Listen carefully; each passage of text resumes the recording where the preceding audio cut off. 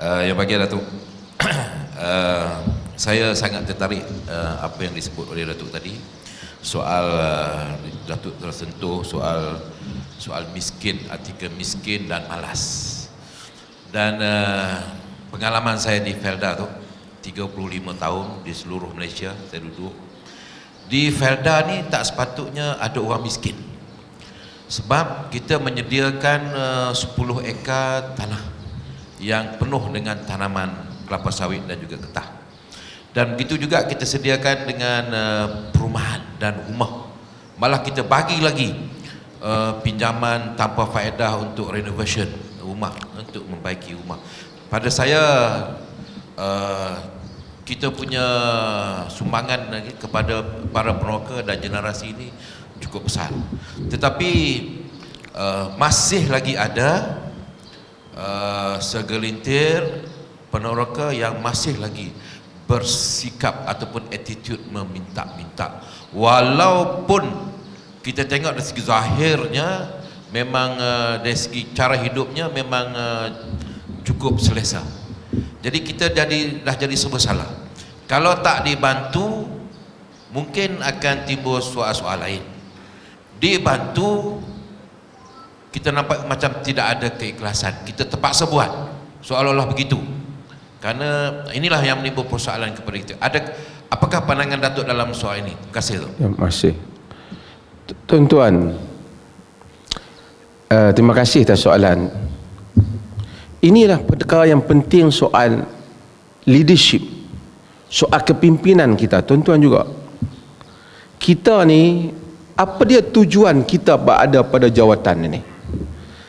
Sebahagian orang politik, tadi kita sebut orang politik lah, minta maaf begini, dia fikir tujuan saya dalam segala kerja saya 5 tahun saya dapat undi, itu tujuannya. Tapi kita orang-orang yang kalau jujur pada diri kita, tujuan kita ialah kita nak membangunkan umat kita ni.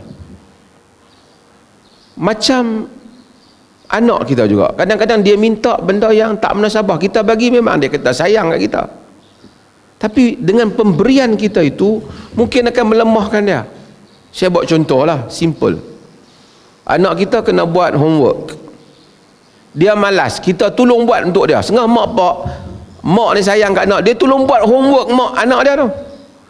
Akhirnya anak dia sampai kesudah tak pandai, tapi anak dia selalu puji mak dia, mami bagus tolong buat. Tapi kalau kita mak yang baik, itu bukan jalan dia.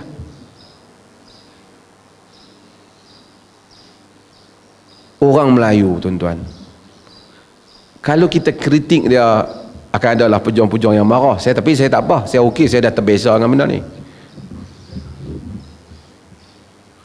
Kita tak kata semua orang Melayu malas. Ramai orang Melayu berjaya, kita pun Melayu juga. Banyak juga kejayaan orang Melayu dalam negara ni. Soal orang Melayu tolerance, orang Melayu baik, jujur dengan dalam berkawan dengan orang lain dalam sebahagian hal, kita tak nafikan. Tapi kadar kesungguhan orang kita di dalam nak membina kehidupan dia terlalu sedikit secara perbandingan. Tuan-tuan pergi kat bandar-bandar, orang bukan Islam, sepubuh mereka tak semayang, tapi mereka bangkit dah. Dulu saya kecil-kecil, saya selalu tengok penjual surat khabar. Penjual surat khabar bukan Muslim ni, awal mereka bangun nak atok surat abang nak pergi sampai ni, pukul 3-4 pagi dia buat kerja dah.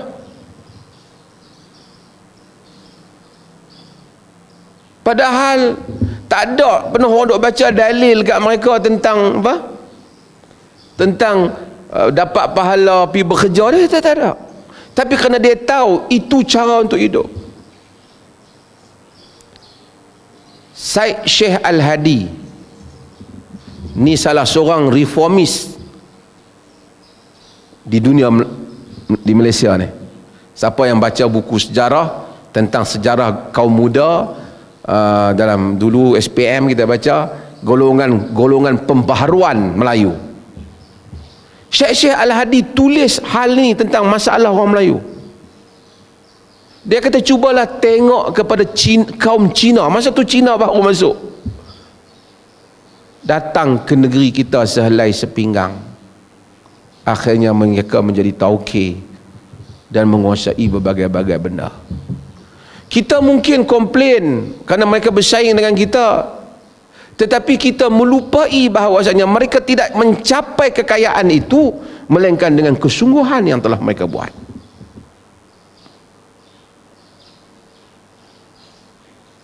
Kita tahu dari segi pembahagian Felda apa semua ni, mereka yang bukan Bumi Putera tidak dapat seperti ini. Saya fikir kalau mereka dapat, jauh saya fikir mereka akan buat, mereka akan bukan saja kaya, mereka akan jadi tauke besar tu setiap mereka. Kita tidak boleh menafikan ada ramai juga, bukan semua, ada ramai juga Melayu yang memang malas, tuan-tuan. Saya sebut cerita ni banyak kali. Di Perlis ni Tuanku Raja Muda Kayuh Bersikal masuk ke kampung-kampung, pergi rumah orang miskin. Bukanlah saya kata semua, tapi separuh mungkin kot. Ada orang pergi kayuh bersikal, Tuanku raja, anak raja pergi masuk kampung ni. Walaupun rumah kita rumah orang biasa, tak bolehkah sapu sikit depan rumah tu? Kutip-kutip plastik bukan nak kena kos 1-2 ringgit pun tak kena. Penyapu lidi pun ada tu, sapulah sampah. Orang nak main depan rumah, dia tak sapu, duduk semua macam tu lah. Kalau bangkai tikus, bangkai burung duk ada, duduk situlah. Kok nak atok-atok sikit bagi bersih, dia tak buat. Sampah yang depan rumah dia belonggok macam tu juga. Rumah yang saya pergi tunjuk tu, barang yang kerajaan bagi, oven tu untuk bakar tu, dia guna aku tak boleh, dia tahu depan rumah kan. Orang nak beli tu mungkin 7-8 ribu, dia tak boleh pakai setahun dia, tak ada dia usaha ke nak perbaik ke. Kalau bagi ayam, anak ayam, dia kata tak boleh, lau tak ada, reban tak ada. Bagi reban, dia bela ayam besar, dia jual, tahun depan dia main beratong pula, minta bantuan. Pasal apa? Awak tak buat kerja ayam dah habis jual, beli motor. Pasal kau tak pusing duit tu. Dia duk fikir tak apa, sekali dia miskin, dia bantu balik.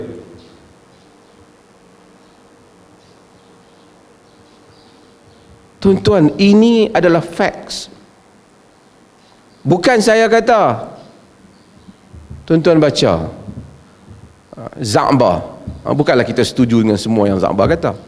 Za'ba tulis dalam Perangai Bergantung kepada Diri Sendiri. Za'ba kata orang Melayu ni, sehingga kalau orang tak bagi bantuan, anak dia tak boleh mengaji. Kalau tak bagi modal, dia tak boleh meniaga.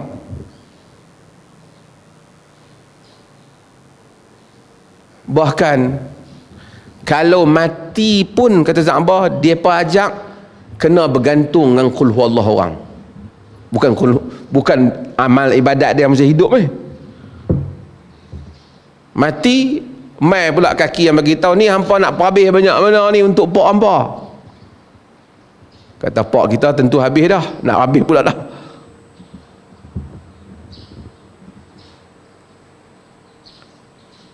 Dia tidak, itu bukan daripada ajaran agama, sehingga dia menjadi sentiasa bergantung pada orang dalam hidup dia, dan selepas mati dia pun dia diajar, tak apa, hampa mati tinggal duit, aku nak tolong buat kenduri arwah kat hamba.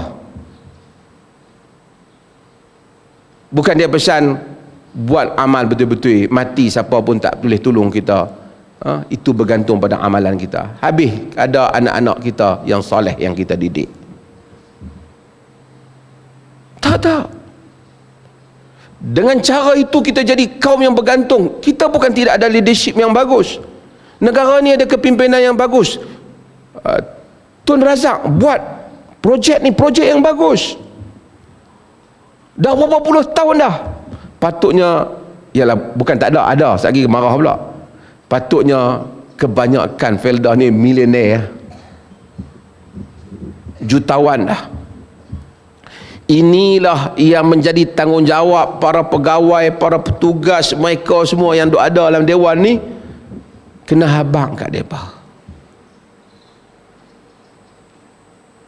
Jumlah ni begitu banyak. Ruang untuk jadi orang berduit ada. Tuan-tuan, orang yang tak ada tanah ni, tuan-tuan pergi kat kampung, struggle tumpang rumah orang. Boleh duduk rumah sewa, buat permohonan nak dapat rumah kerajaan ataupun rumah yang kerajaan bagi projek, dapat, syukur tak sangka. Ada orang dapat 10 hekar. 10 hekar dia rasa tak ada apa, tak pergi tanam pula tu. Sama orang awam pun kadang-kadang main rumah ni, dapur pun tak ada apa, beras tak ada, apa, sayur tak ada, apa pun tak ada nak makan. Rumah dia rang penuh. Padahal kalau dia bersihkan tu, dia tanam kangkung pun naik, tanam cabai pun naik, tanam petola pun naik, tanam terung pun naik. Dia habang tak ada duit nak pergi beli sayur.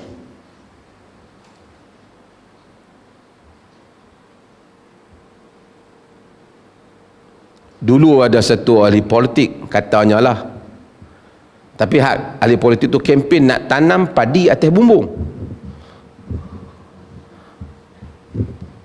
Itu pada zaman hantuah ke mana saya tak pandai ingat. Tapi katanya Jepun pun tertarik dengan idea tanam padi atas bumbung. Tuan-tuan pergi cari balik lah lain internet tanam padi atas bumbung ni, ada ke tak? Bila Jepun punya pakar mai, dia terkejut. Rang kok bawah banyak, tanah kosong banyak, yang lebih tanam atas bumbung pasal apa? Cari miang padi turun ke bawah. Maksudnya benda tu di Jepun mungkin praktikal sebab tanah dia habis occupied. Semua tanah dia gunakan. Kita tak payah duk teori banyak. Bubuh pasiak dalam apa? Dalam tin Milo ke tin apa ke? Tanam pokok, naiklah pokok cabai, sekurang-kurangnya tak payah belilah RM2.5 sehari.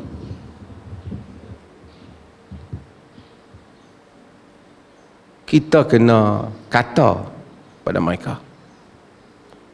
Cuma kita punya direction di dalam leadership tu masalah. Kawan ni, tuan-tuan jangan takut. Saya akan bagi bantuan. Hak setengah tu dia seronok, dia umumkan bantuan.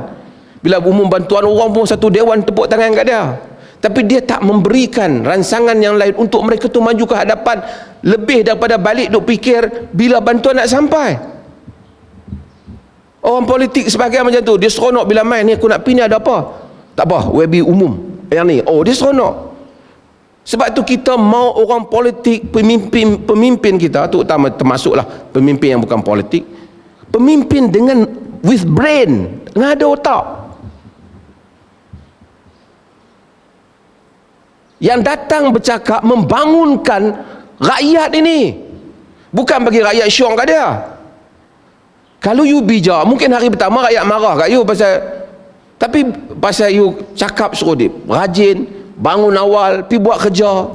Tuan-tuan, jarang orang politik cakap benda ni. Cuba tuan-tuan tengok dalam TV, kerajaan mengumumkan akan, sedap dia kata Sidik Sigaraga, kalau kau nak bagi zakat harta bapa kau, bukan harta aku.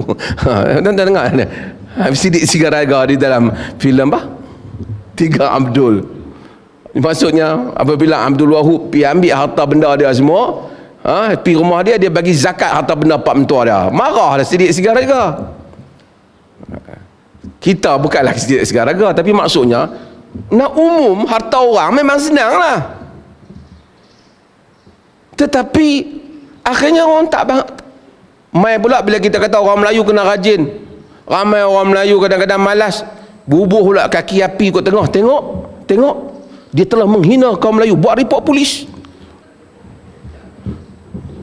Ada pula cawan mangkuk yang pergi buat macam tu.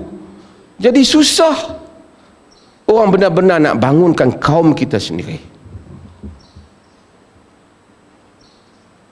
Kita kena cakap yang benar, kena bagi tahu mereka. Tambah tuan-tuan cakap, bukan nak orang undi tuan-tuan pun, tuan-tuan pegawai kerjaan. Cakap ya.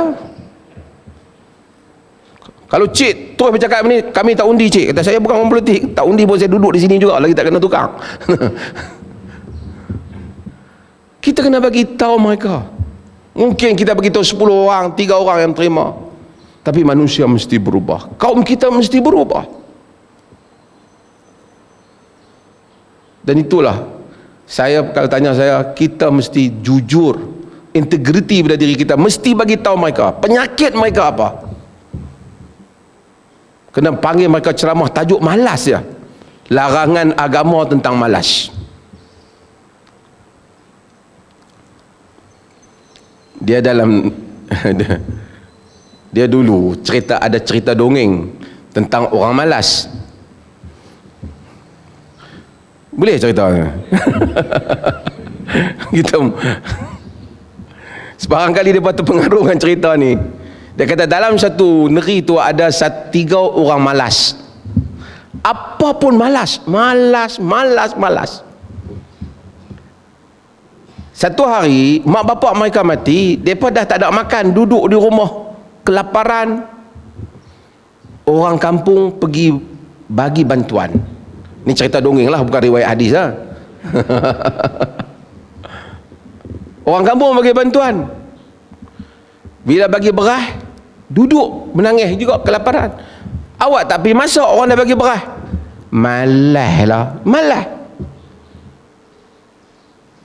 Lepas tu orang tolonglah pergi ambil beras masak, hidang makan. Duduk menangis lagi. Pasal apa tak makan? Malaslah nak suap. Sampai tahu tu. Orang tolong suap. Semua benda terkenal lah. Malas. Dapat berita kepada raja negeri tu. Konon cerita.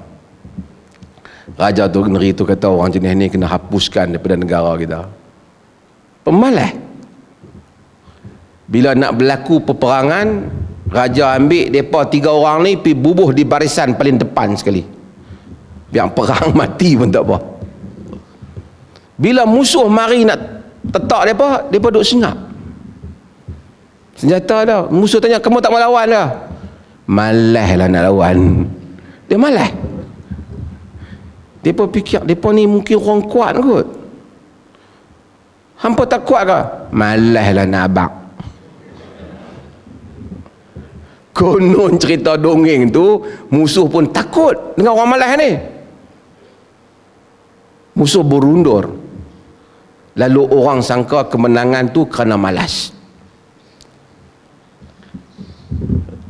Raja kena bagi anugerah lah pada 3 orang malas ni. Daripada nak bunuh, kena bagi anugerah.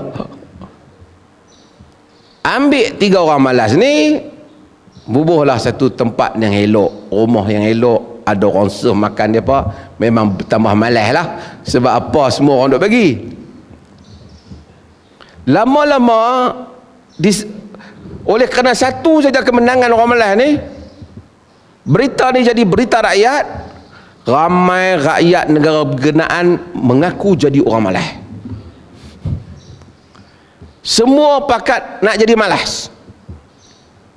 Dan semua pakat pergi duduk di penempatan yang raja tu letak untuk orang malas ni. Jadi satu beban kepada negara. Raja pun tanya penasihat dia macam mana cara nak buat. Tak ada cara. Dia kata, lah ni kita bakar bang rumah tu supaya semua orang malas ni mati. Bakarlah rumah berkenaan, larilah orang-orang malas palsu ni. Tinggal 3 orang yang betul-betul malas, dan 3 orang tu mati terbakar. Ini cerita orang malas. Saya pergi ke kampung-kampung saya cerita jangan jadi orang malas. Walaupun masa awal awak malas ni awak untung. Pakat orang bagi bantuan, tapi last sekali mati terbakar. Sebab malas.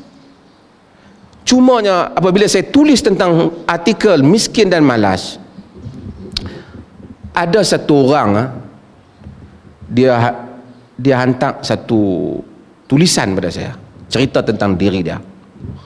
Dia kata kadang kala bukan saja soal malas, tapi soal tidak pernah mempunyai pengalaman hidup dalam suasana rajin, dan dia tak tahu nak rajin tu macam mana. Dia bagi contoh, dia kata oleh kerana hidup di rumah yang mak dia memang, orang utara kata penyemak, tolak tak sidai, baju duduk selerak macam tu, yang tu rumah, dan dia tak rasa benda tu pelik, dia rasa okey. Bila orang nak suruh dia susun, dia tak tahu nak susun macam mana, kerana daripada kecil macam tu lah dia tengok. Bila dia kahwin, dia kata suami dia ada kehidupan yang elok, jadi dia tak tahu nak uruskan rumah dia. Selalu ditegur kerana dia rasa okey, orang lain rasa tak okey.